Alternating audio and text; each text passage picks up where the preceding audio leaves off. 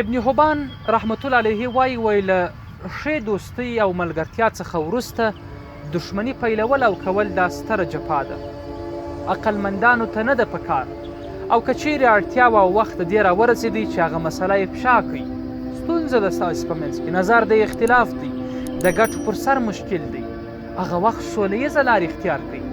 نو موږ ته په دې پیغام کې دا راکول کېږي او دا راته ویل کېږي چې تل که دوستي ولرئ بیا هم ستونزه پیښیږي، دښمني مه کوئ.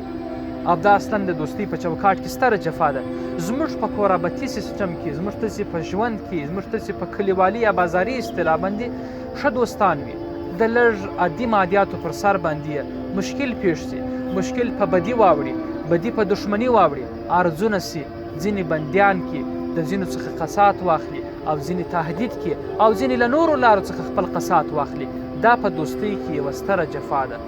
پکار دا ده چې موږ ټولې ستونزې په خپل ژوند کې که ټولیزې ستونزې ولرو، که د ملګرتیا په چوکاټ کې ستونزې ولرو، عفو و بخښنه اختیار کړو او ضمناً د یو سوله ییزې لارې څخه د ستونزو د حل په موخه باندې کوشش وکړو. موږ تاسې به اصلاً د یوې ښې دوستۍ ګام اخیستی وي او نور انسانانو ته به مو یو ښه درس پرېښی وي.